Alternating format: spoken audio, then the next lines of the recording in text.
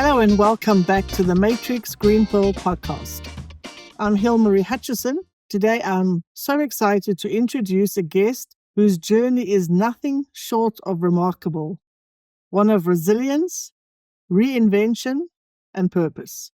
Daniel Leese is a Michelin-starred chef turned entrepreneur and the host of the Good Chat with Danny podcast. From overcoming personal adversity to building a successful career in Dubai, Daniel has embraced transformation at every stage of his life. His latest venture, Som Skin, is an ethical and sustainable skincare brand redefining men's self-care. Today we'll explore his journey, the lessons he's learned, and why he believes men need skincare too. Danny, welcome and thank you so much for joining me today. Thank you very much for the wonderful introduction. Hilmarie, I really appreciate being invited on to come into podcasts. Having been in the podcasting world, I really do understand what goes into doing a podcast and each episode that goes out. So I really appreciate the invite and thank you very much.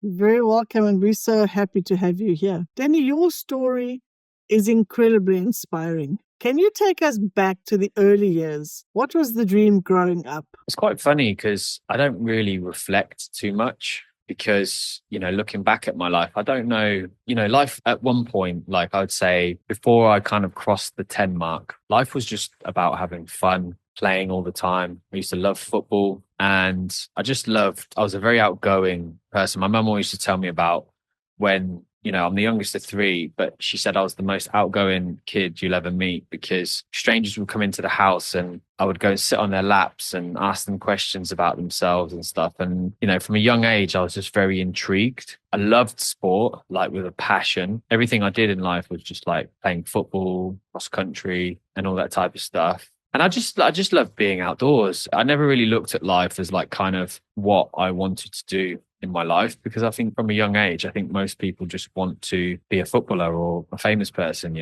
back in those days anyway, it was more like kind of like, I want to be a famous footballer. I think my first kind of dream came along when I hit my kind of teenage years, because my mum was really an amazing cook. And she used to cook all the time for us. And, I love food. There isn't one thing I wouldn't eat. I'm quite fortunate in the fact that I love everything. I'll eat everything. So that kind of like suited me well. And I loved food. I was fascinated by her always cooking and stuff. And that obviously naturally transitioned into wanting to be a chef one day. I was never really that academical. So like I could never sit in a classroom and just learn. Cooking was the first thing that really allowed me to express myself in an authentic way. So I suppose that was kind of like the dream that I had when I started to dream about things.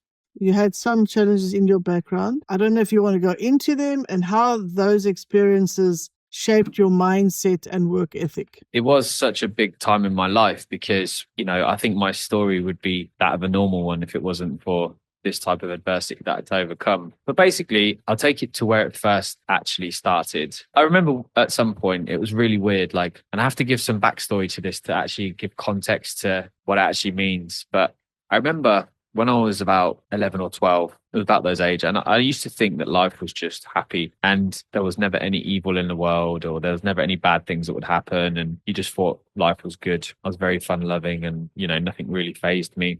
But my dad always had a bit of a temper on him. And although he had a temper and sometimes was quite aggressive towards my mum and my brother, and not necessarily my sister, sometimes, not all the time, but like on a rare occasion was physical as well as kind of like, mental abuse as well. But I still loved him. But then, it got to a point where my parents inevitably broke up because it was unbearable to live with at one point. Things started to really unravel from there because I was about 13. My mum and dad broke up about that age. Again, it's quite hazy on the exact times because it was, I think looking back, it was maybe a bit of a traumatic time for me. What happened was I was then stretched between a dad that was borderline suicidal because he'd lost everything, but still had that aggressive streak in him. And then a mother that once upon a time needed me and my siblings, but then found love and kind of seeked love elsewhere. And I was in the middle of my dad would use me as like a kind of pawn against my mum and, send me home pissed out my face at the age of 13, throwing up everywhere and, just kind of like leading me in what you would deem as probably not the best parental path. And then I had a mum that only cared when I was kind of like being a bit of a nose and causing her a bit of an inconvenience. Let's say, like, I started to like quite like rebel because my dad would whisper things in my ears about how sad he was, and then I'd come home to a happy mum who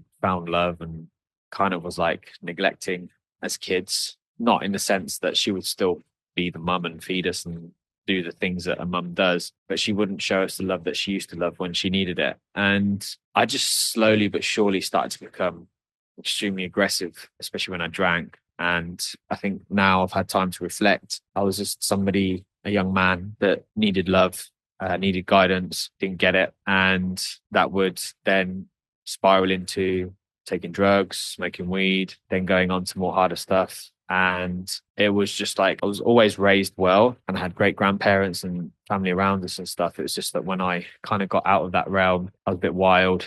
And there's when the emotions started to come out. That first kind of instance of where like things really took a turn for the worse was when I was about 16 years old and my sister got sexually assaulted in front of me. And I reacted in a way which it's a difficult one because I think about it and I think I don't know how I would not do the same thing as what I did now or what I did then, sorry. But I think the adult brain kind of like should say like, well, somebody's done something wrong. It doesn't mean that you can go and do something wrong to them. And maybe you should be there for the ones that actually need you, which I wasn't. I lost my head. I put a guy in hospital, the guy who sexually assaulted my sister. And that was kind of like the first time I'd ever got into a bit of an altercation with the police. But I think it was probably the worst thing because I got away with it. I got away with caution. And I think subconsciously, I thought maybe I was a little bit invincible and I didn't address the problems that I was having internally and carried on drinking recreationally every weekend, Friday, Saturday, sometimes Sundays. And, you know, I'd see the weekends through doing that. And if it all kicked off and something happened, I'd be the first one to the front of the fight and going absolutely wild. And that led me to get arrested for a second time. And then the third time was just, it was too much and got caught on camera having a fight with this guy. And I say this in a way that I'm not proud of, but I really beat him up quite badly. And that ended up in me facing 2 years in prison. It was a very sobering experience because obviously the first two experiences I got away with on the cautions because they kind of like saw favour in what happened in the situations. But this time was a little bit differently and they didn't see me as this person that got caught in an altercation. They saw me as a troublemaker and they really tried to throw the book at me. And I ended up going to court and they kind of said to me that, listen, we're going to adjourn this, but you're going to come back for sentencing in a few months. And the lawyer turned around and said to me, he goes, look, you're looking at least 2 years in prison for the crimes you've committed. You need to go away and really do some soul searching and understand how you can get in front of these judges and demonstrate that you're a reformed character and that prison is not the best place for you. So this guy was like, it was like a free lawyer that we got when basically didn't have any money because I come from a working class family and didn't have money at this stage and couldn't afford anything really. My parents then got involved and obviously understood the seriousness of it. And we went and sought professional help, got that professional help. And one of the things they actually said to me was, you know, you need to go to Alcoholics Anonymous, talk about your drinking problems that you have. I didn't think I had a drinking problem, to be honest, but, you know, I did because I would drink myself like blind really until I woke up in the morning, not really remembering what was happening. And I went to therapy. That was where I really started to uncover some of the pain that I was feeling inside. I'd just lost my nan at the time as well. And I remember that particular topic when I was talking to the therapist was quite traumatic for me. I just remember crying my eyes out. And I think this therapist was just like, I don't know, she was like a gift from God that got sent down to save me because without her, God knows where my life would be right now. Would I have gone to prison? Would I have not gone to prison? I don't know. But she kind of saved me. And in that period, I did a lot of soul searching and understood what was really going on and tried my best to try and rectify that.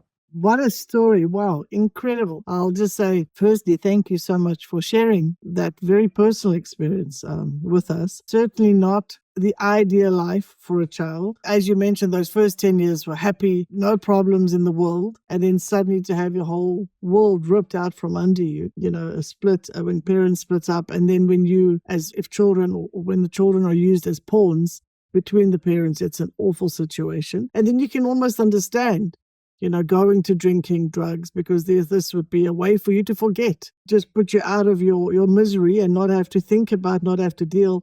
And I think that's what you sort of said in the beginning also. You don't sort of reflect too much on that, and you didn't at that time. So, wow, something really awful to go through. But, I think the lawyer that told you to straighten up, otherwise you were going to go to prison, and then your parents at least seeing the benefit of getting you a therapist. I'm not sure if that was your parents' decision, if that was, something through the system, but I'm very grateful that you had that opportunity to have somebody who cared enough to help you back on the path. Sorry, I interrupted. Continue your story. It was just like, wow, so much happened to you at such a young age. Yeah, no problem. So to answer your question, it was a lawyer that suggested it. I mean, the parents were obviously there because they knew the seriousness of it. So it was a time where they actually understood that, wow, like one of our children could actually go to prison here. So they put on their adult outfits and came to support and stuff. But to be honest, with or without them, it was me that needed to do the work, not them. And it's a very scary time of my life, really, when I look back on it, because it's something that I generally just bury in my thoughts. I don't ever revisit it. It was such a traumatic time in my life because I remember the day of the court case and I walk in and I'm in this glass box, and to the left of me is stairs down to go off to prison, and to the right of me is the door that leads to go being a free man again. And I really didn't know how it was going to go. The lawyers didn't know how it was going to go. Nobody knew how it was going to play out. They were trying to make out that I was this horrible kid that always loved fighting and this and that and the other. Even with the sexual assault on my sister, like they tried to portray that as me being an aggressive person. So that was quite difficult because it uncovered that. And my sister was obviously there, and all these things that were going on. And I think about it from my eyes, but God knows what they were going through when they were looking at me, their little brother or their son or whatever, that was potentially like losing everything. But cut a long story short, the case goes on. Everyone sees what happens on footage. And that was the hardest part because my mum really saw like what I was like when I got angry and lost it. Not very nice to see for them or for me. But yeah, they turned around. They said, right, we're gonna go decide on sentencing, and they went away. But luckily, in this period, obviously, I spoke about the therapist. She wrote an amazing reference letter for me to say that basically everything that I was going for was an extremely traumatic upbringing, with my parents breaking up. With the right counseling and the right help and the right therapy, I could be a reformed character, but going to prison is not the right thing for me because I'll get dragged down the wrong path. And that was really the letter that saved me, because they came back out and they gave the sentence in. And originally they were like, you're going to be sentenced to 2 years in prison. And my heart just dropped, and I was just like, cried. I was like, life's over. I could hear my mum squealing in the background, like really just like, it's actually making me a little bit. I've spoken about this a few times, but this is the first time that's really kind of got me a little bit. Because, yeah, as you can imagine, it was quite a traumatic experience. It was difficult. I remember those emotions, thinking that I'd ruined my life. I cannot even imagine. So disastrous to be told you're going to prison at such a young age. I mean, even that would have been trauma for you as well. Yeah, I just didn't know how my life was ever going to look. And when freedom gets taken away from you, it's just so scary. They kind of like played me hard because they left it paused for a while. And I was thinking, wow, I'm gone. And then they turned around and said, we're going to suspend the sentence for 2 years. You're going to do community service. You have to do probation and stuff. And I was like, wow, what a roller coaster of emotions, and was able to finally like put it behind me. And I knew from that moment onwards, I was never, ever going to put myself in that situation ever again. That was the moment I was able to turn my life around, really. From there, I just went from strength to strength. I ended up not, I didn't even do the full community service because they gave me such a glowing report and said how much of a good person I was and how well behaved I was and stuff. And they said, this guy is reformed. There's no need for him to carry on being in this scenario, being surrounded by other people that have committed crimes that aren't really that bothered about being reformed. Like he's done his punishment, probation, signed me off, and off I went. That was it. I just left it all behind me, and I just really it was my second chance at life. Incredible. Thank goodness that therapist could see that you were not a bad person. You were not a bad kid. It was your circumstances and all the things that you had gone through, that you had a lot of frustration, a lot of anger that was coming out in bad ways, but that they didn't just cast you aside and say, he's no good, we're going to just send him to prison. That they gave you that chance and that you didn't squander it. That's what I love about your story, is that it was an awful time, and the teenage years are already turbulent times for anybody. You had all this added stuff going through to get to this like real crucial point in your life. But then once you were given that chance by the therapist and then also by the court, that you didn't waste it. You turned around and did something with your life. One thing I really wish I never kept the contact details for the therapist or the judge. I've actually thought about like reaching out to them and trying to find their contact details through the lawyer that represented me and just reach out and say 15, 16, however many years ago it was now, you gave me that chance. And I just want to let you know, like, this is what I've been able to do. And like, you know, if it wasn't for you giving me that opportunity, like God knows where I'd be in my life right now. So I just want to let you know that when you give some people an opportunity, like they don't waste it. Well, you never know, maybe it comes full circle. Maybe one day they're looking you up and they know your name, and maybe they listen to the podcast and they will realize what an impact they had on somebody's life. And by giving somebody a chance, he was able to go on and do many good things. Yeah, absolutely. So what next? What came next in your life? So I continued my chefing career. I ended up finishing my qualifying as a professional chef. And when I qualified, I'd actually been approached by a Michelin-starred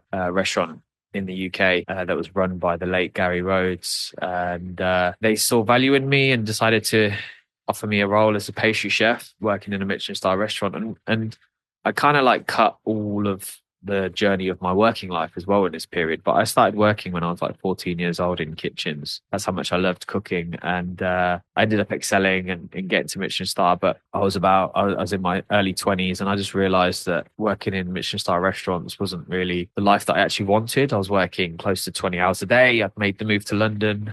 Was living in a big city, but I couldn't afford to do anything social and stuff like that. So I had to make a hard decision, having trained to be a chef my whole life, not having an education, transferable skills at that point weren't really a thing. And I couldn't take it anymore. I was highly depressed because I was working so many hours and sleeping probably like 3 hours a night. And it was just, I just couldn't maintain it. So I ended up moving back to my hometown. And really, I suppose that's when, again, my life reset and started again. And, I got an opportunity to get into sales, which then propelled me into kind of a career that I actually found like something I was, again, really good at. And with sales, really helped me kind of like start to achieve some of the stuff that I wanted to achieve, becoming more financially free and having more independence. And, I really excelled. And actually, sales is what ended up getting me the move to Dubai. Okay, let's talk about that, because my goodness, up until this point, your life has been an absolute roller coaster. I think that's a great definition of what you've been through, ups and downs. Okay, let's talk about what motivated you to move to Dubai, and then how has that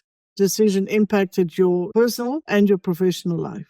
For me, I obviously still had everything that happened looming over me. When I would always remember if I went on a holiday, like I was so depressed to go back to England and go back to my hometown.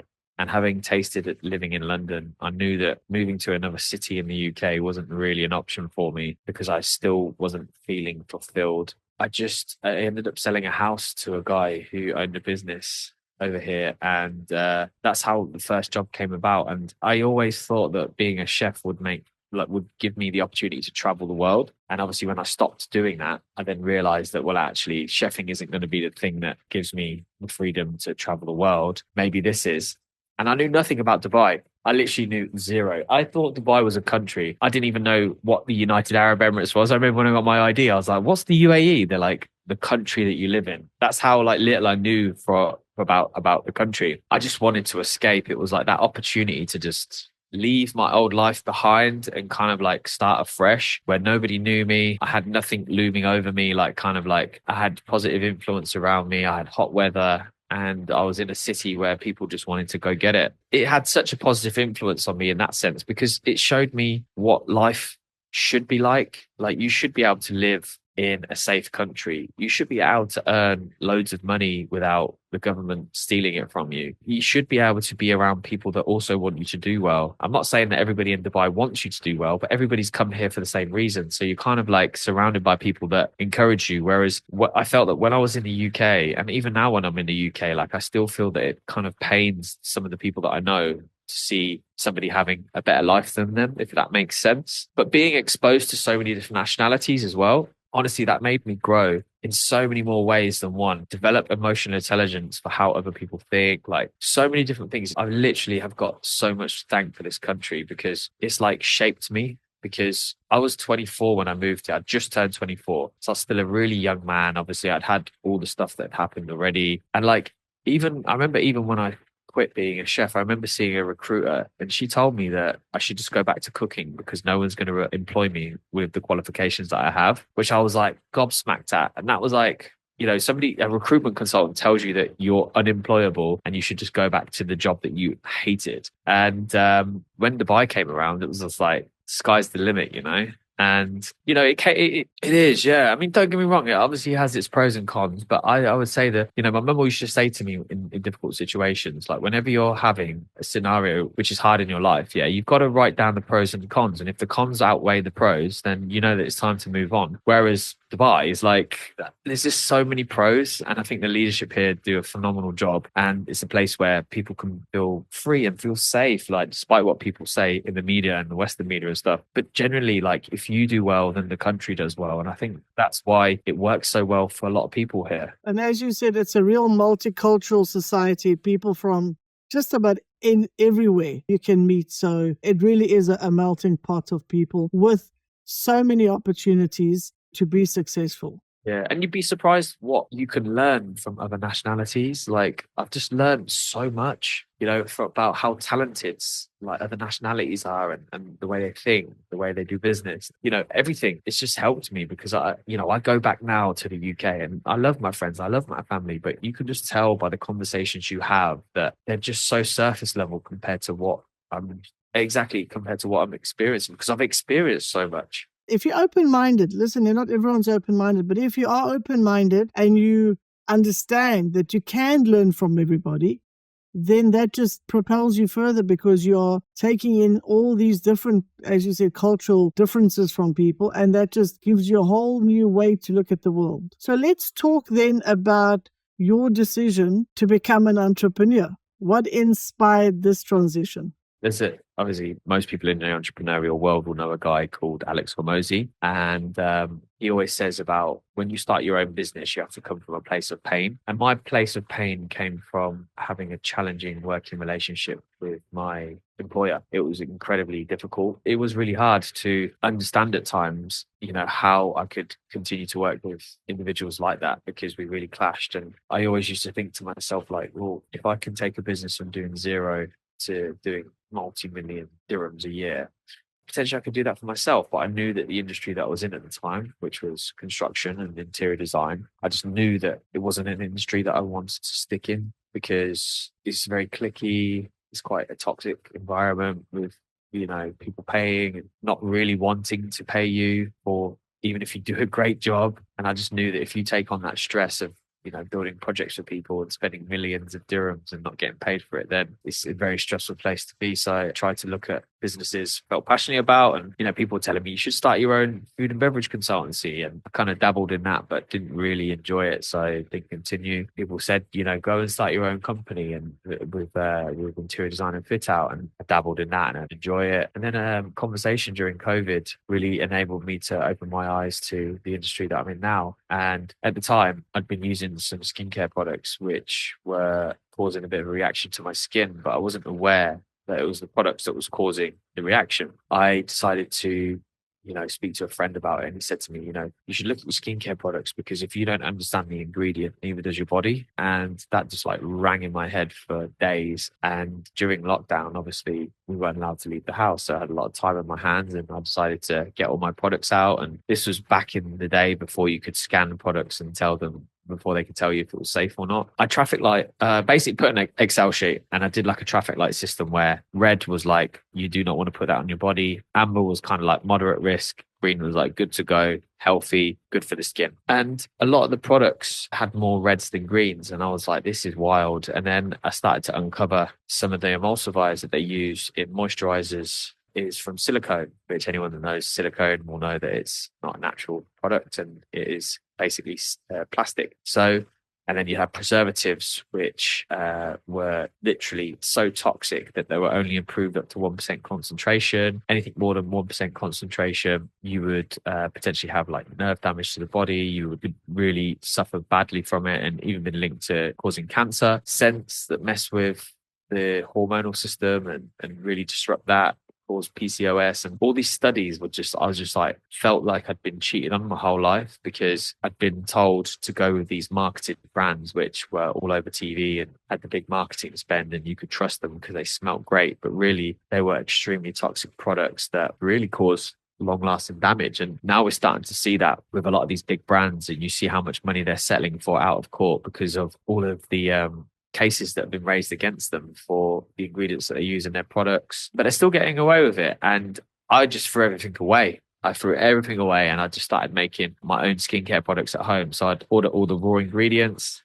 I'd put it into like a NutriBullet, blend it into like a cream form, and I slowly started to build up a customer base from there. Like people would say, like, oh, what would you use on your skin? It looked really good. And I would just make it for them. And it went from there. And that was how I got into the entrepreneurial world, very organically. And yeah, next thing you know, 3 years later, I launched. And in our first year, we got voted Skincare Brand of the Year in a publication in the UK. That's how I got into the entrepreneurial world. How brilliant. Well, you know what I love about your story is that you didn't just come up with one thing and had immediate success. I love that you told the story of trying different things, trying different businesses, and none of them really took until you found one that really resonated with you because it was something personal. So you solved a problem for yourself, which then you thought, you know what, I could share this with the world, which is a true success, a recipe. That's really a recipe for success, finding a solution for an existing product. I love what you said about what your friend, I think you said that if you don't understand an ingredient, neither does your body. That makes absolute sense because all these products have so many chemicals in that's actually dangerous for us, disrupts, as you said, the hormonal system, so that you came up with something that was ethical, sustainable, is absolutely brilliant. So that is how Som Skin was born. And so balancing business growth and staying true to your values isn't easy. How do you ensure that Som Skin remains ethical and sustainable while scaling? It's hard because it's a very cash intensive business. You have to order all your products up front, which costs thousands and thousands of dollars. And then even when you think you've got money in the bank, you then have to reorder those products because you sell out, and there's lots of investment. One of the things that I think really stuck true to us is the fact that in the last year and a half of trading, and you imagine e-commerce, I mean, everybody's made a refund before where they say it does on the tin, or I don't like it, and or I've had reactions and anything. I mean, thousands of customers, we've not had one refund. And we're very active with our customers because we want to create a good community. The reason why I'm able to stay that way is because it delivers results. The second you start putting synthetic chemicals or man-made ingredients in there is when your body starts to react to it, especially if you've got sensitive skin. I'm a big believer in the fact that our core value of making skincare products from natural ingredients has served us really well and delivered high-performing results for some of our customers. I mean, some of the results we've been able to get for some of our customers has been phenomenal.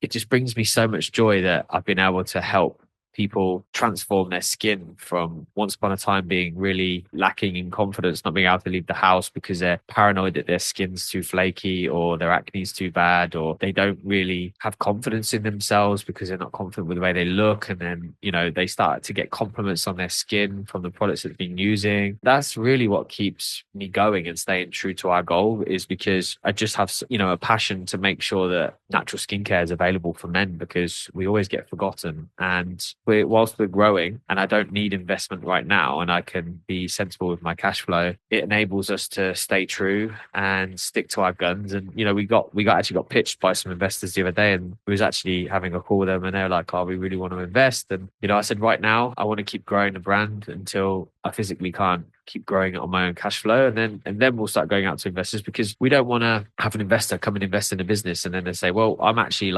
I own X of this business now and you must change the formulations to a cheaper formulation. And then we come away from why we actually started the business. As long as I can keep doing what I'm doing, I will always stay true to making sure that we deliver natural products for our consumers. I love that. And the fact, as you said, that you've not had any returns is truly testament to the quality of the product and the value that you bring to people, so much so that you can actually transform people's lives, because when your skin is looking good, it brings a lot of confidence to face people. So it certainly is something that's so valuable to people. You did touch that it's skincare for men. There's often stigma around men taking care of their skin. How do you educate and encourage men to embrace skincare as part of self-care? All I have to say to people really is, what is the largest organ in our body? I don't know if you know the answer to that. Exactly. So want to make sure that you've got a healthy heart. You want to make sure you have healthy lungs. You want to make sure you have a healthy digestive system. You want to have a healthy brain. Why would you not want to have healthy skin? Like, forget the way you look. Why would you not want to have something that protects you from dying every single day healthy? It was only really from the industrial age where things like self-care really started to take a bit of a battering from men and how it didn't come across as manly. But if you rewind to ancient civilizations like the Egyptians, the Greeks, like even the Romans, like, they had, Roman spas. You go to Rome, you go visit the Roman spas, or you go to Bath in England, it's got the Roman spas. Like, men took care of themselves and they've always taken care of themselves for thousands of years. So why would you not do it now? I think we're starting to make a bit of a turn as well, because, self-care is important. There's a lot of focus on being healthy from inside to out, sorry. So people focus on wellness, being healthy. Nowadays, the next generation of kids, they don't really like going out and drinking. Like, you see a lot more nightclubs and stuff starting to shut. So we're now entering a phase where men and women are prioritizing their own well-being. And for me, I don't think there is a stigma anymore. I think there will be some people that do see it as gay and whatever you want to call it. And we still see it on our ads. When we run ads and stuff, you get some random comments from like these trolls that, say really insulting things about the way one of our models looks or how they see men doing skincare. They think what that is. But ultimately, on my kind of business journey, I employed a mentor, and he said one thing to me that stuck with me again forever is like, the people that insult you and the content and whatever you produce, they're not actually the people that your customer base, they're not the people that you're appealing to. The people that you're appealing to are the ones that do want to buy from you, that do appreciate the content that you produce, that do find the ads and think, wow, I finally found a solution. So as long as you double down on that, like, not everybody's going to be my customer, but if I can help educate men on the importance of skin health, gradually they'll come back to us. And,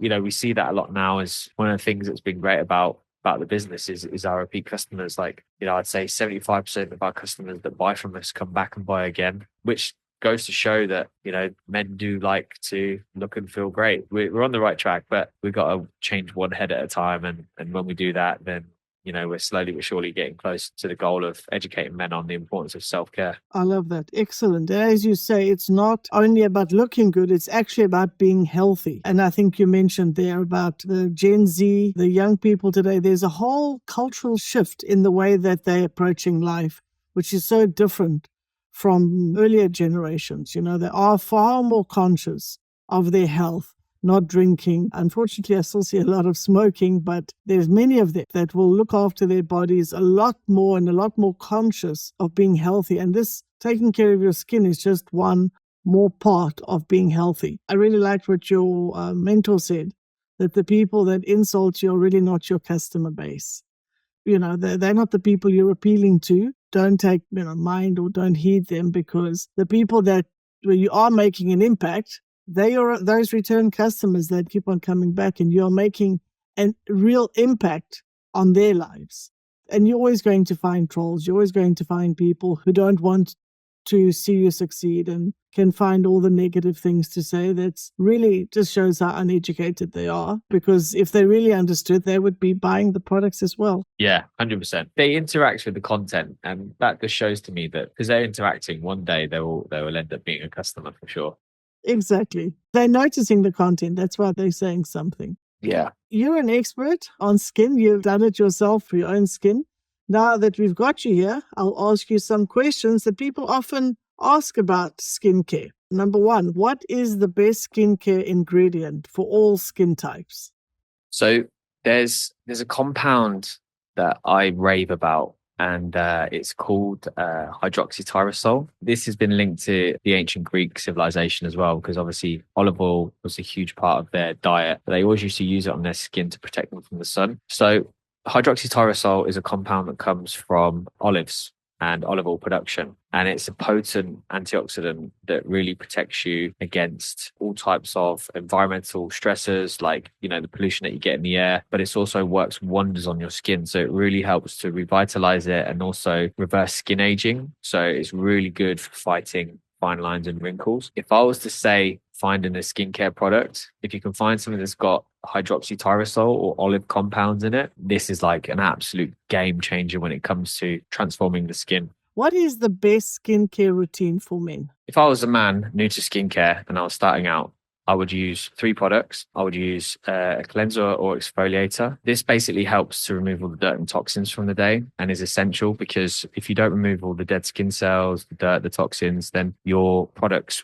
that you apply after that will not penetrate the skin. So it's really important to clean the skin and almost kind of have a fresh layer that you can apply products to. And then I would use a serum. And the reason why I'd use a serum is because most men think that you just use a moisturizer for absolutely everything and it has all the benefits, but moisturizers only hydrate. Serums is where they repair the skin. So if you've got stuff like peptides, this is really good for anti-aging. So you've also got compounds that we use is like hydroxytyrosol, as I said, a potent antioxidant that protects the skin. And then you've got vitamin C as well. This helps stimulate collagen, which is the protein that we naturally produce ourselves. But similar to most hormones, as we get older, we don't produce as much, which causes saggy skin, wrinkles, etc. How I look at the serum, this is like repairing the skin. And if you're into the gym, this is like going to the gym and lifting weights. Like this is an essential part of kind of like anything. And then with the moisturizer, this is also the kind of like icing on the cake, because this will help nourish and hydrate the skin. Those are the kind of 3 components. If you want to go outside of that and apply more products, then you can be my guest. But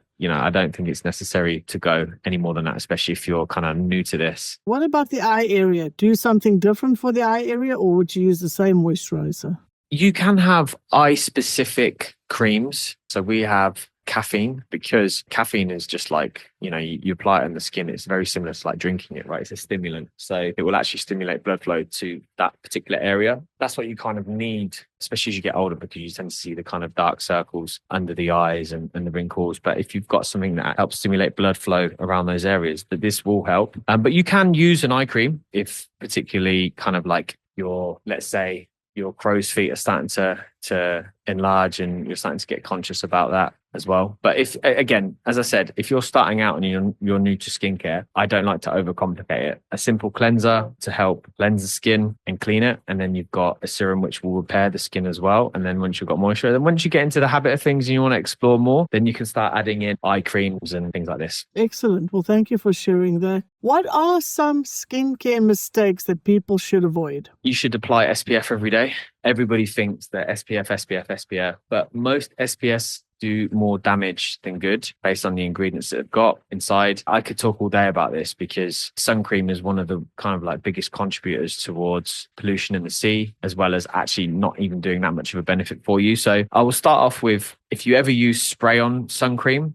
stop using that immediately, because any sun cream that doesn't have like white cast in it is actually not protecting you against the sun. So using a mineral based SPF is probably going to be the safest one for you, but it really is very difficult to get, a safe natural SPF these days. And some of the ingredients, as I said, are really, really harmful. So I am very particular about sun cream that I use. There is, for anybody listening to this thinking I use SPF every day, Bioderma do a really good SPF 50. It's branded for kids, but I use it if I'm in the sun for prolonged periods of time. But you really do have to make sure that you're careful about what you use. I personally, if I'm not using, or if I run out of SPF, I just make sure that I protect myself against the sun wearing hats and stuff like this. But that's one of the, I would say, the misconceptions about skincare, which people think I have to apply SPF. You can use SPF, but you need to make sure that you're conscious of what's actually in it. Yes, excellent. Well, wow. Thank you so much for sharing so much knowledge with us. I think there's going to be a lot of people that's going to learn a lot from this, because it's not sort of obvious, especially when it comes to all the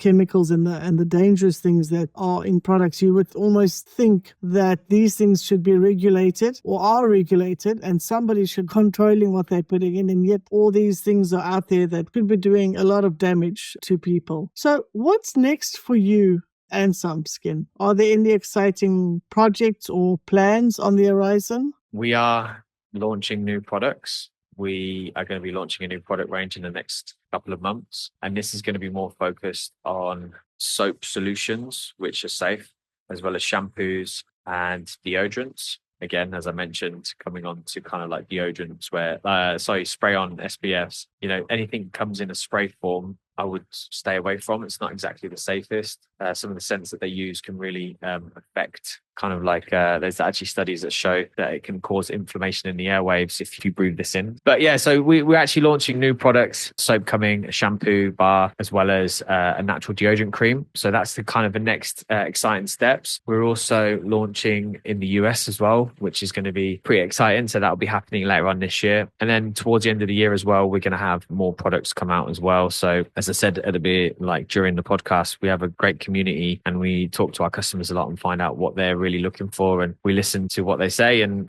we focus on that. And then I don't want to talk too much about products because a lot of our competitors like to listen to the content I put out there, so I don't want to give them any ideas on our next moves.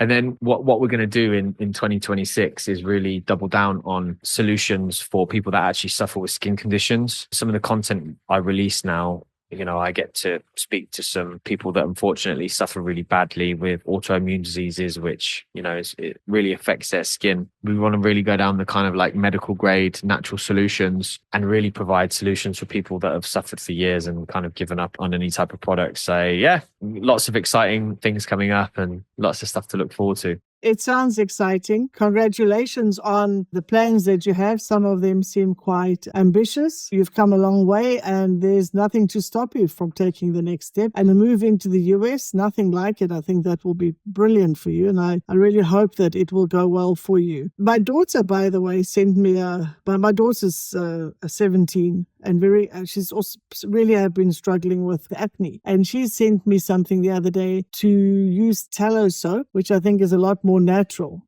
than I don't know if you've heard of that. Yeah, so beef tallow, it comes from fat, basically, the cows produce. Again, your daughter's obviously, you said she was 17, right? So she's kind of like caught onto those trends and everybody's talking about it on TikTok.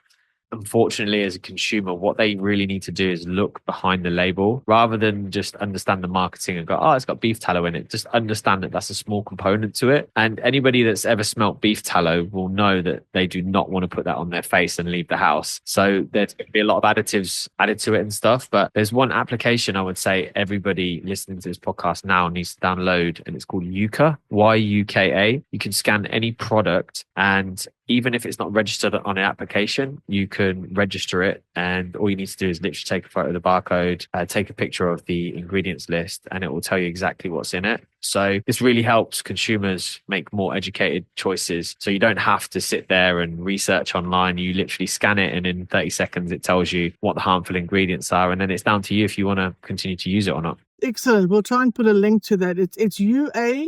I mean, Y? YUKA. Yuka. YUK. That's excellent. Thank you for sharing that. One more question about Som Skin. So is it only for men, or do you have a range for women, or it doesn't matter, it's for everybody? When you drink orange juice, you can't tell if it's a man or woman that's drinking it. But I think it's very important that anybody that listens to podcasts and wants to learn more about business must know, they must understand, whenever starting any business, you must understand who your customer avatar is. And for me, as a man, I felt the most natural transition into a customer base would be to speak to other men. I needed a solution, and I wanted to provide a solution that I would target for men. But we do have around 35% of our customers are females, and it's happened all organically based on them trying their husband's boyfriend's products, etc., and then realizing, wow, this is actually really good and I like it. And we had actually, funnily enough, we had, I know I talk about this a lot because it was like a big flex for me, but this pregnant lady, I think she was 8 months into her pregnancy, reaches out to us and she's like, hey, just wanted to let you know that I've been using your products. My husband's on his second package now. And he basically, I kept seeing it there, and being hormonal and pregnant, every product I put onto my body had a really severe reaction. So I just thought, you know what, I'm going to give it a bash. It says it's natural, and I gave it a try. And honestly, your products are the only products that doesn't make me come out in a rash. And I read that and I was just like, oh my God, I never imagined that hormonal pregnant lady who's 1 month away from giving birth would ever reach out and even try the products and it actually worked for her as well. Again, going back to what you said about staying true to what we are as a brand as we grow, this is really what helps me stick to that. Is that the fact that I know that I can help so many people because we are providing high quality, effective solutions, and it's all made from natural ingredients. So you're not putting foreign bodies that are going to risk you from having a reaction and coming out in rashes and these types of things. And, so in answer to your question, we target men, but we do have a good female customer base as well. Now we've come to the segment of our show where I will ask you some rapid fire questions, our version of a game show. Are you ready? Yes, I'm ready. Let's go. What's your go-to self-care ritual? Ice bath every morning when I wake up. One book or podcast that has influenced you? The Fear Bubble by Anne Middleton. The best advice you've ever received? When I was first starting out in sales, I faced rejection for the first time, and it really dented my confidence. And the sales manager pulled me to the side and he said to me, Danny, when you wake up in the morning and you're eating your cornflakes, are you thinking about me? And I said, no. And he said, exactly. So whenever you're facing rejection, nobody cares about what you're thinking, what you're going through. It's just a part of life. So you need to get up, brush yourself off and keep going. If you have one no, it means you're one step closer to a yes. And that for me made me look at rejection in every single way of life, a different light. Wow, I love that.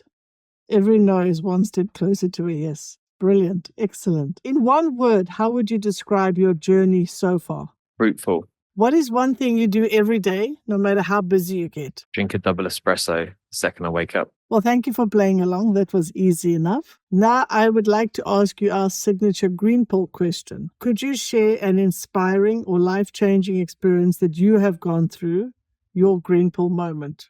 My green pill moment was when I was close to going to prison for 2 years. I'll say this, and to be honest, people that I've also interviewed on my podcast, when they've come close to, not necessarily going to prison, but losing their life, there's something that happens inside that changes you forever. And just when you're about to lose, your freedom, or, you think that this is going to be the last time ever, like you look at life so differently from that moment onwards. And for me, going to prison and thinking that I was going to literally lose everything was such an eye-opening experience that really was the moment where I felt like I took this green pill and I looked at life differently. Things came across differently. Everything was different. And that was when my life changed. So that was definitely my green pill moment. Again, thank you so much for sharing that very personal experience with us. Certainly a lot of lessons out of that. And what I love is that despite all those challenges, all that difficult time, all the trauma that you went through at that young age, you came back and you've created something not just for yourself, but for so many people around you. I just love your story and that you've shared your experience with us. Your story of resilience, reinvention, and purpose is truly inspiring. Thank you so much. Before we wrap up, where can our listeners connect with you and learn more about you and Som Skin? I've made it very easy to find us online because my own personal page is spelt like the name, Ansom. So we've done a play on words. So it's spelt ANDSOM. So if you imagine, for those listening, it's handsome without the H and without the E. So Ansom. So my own personal page is Ansom Dan. And the pages for the brand is Som Skin. That's where you can find us. That's where you can connect. We try and create as much helpful, meaningful content that helps educate consumers. So yeah, if you're interested in this type of topics, then come and join us. And I'd love to, help educate you on making better choices for yourself as well. From fine dining to business and now skincare, your ability to adapt and thrive is incredible. Thank you so much for being here.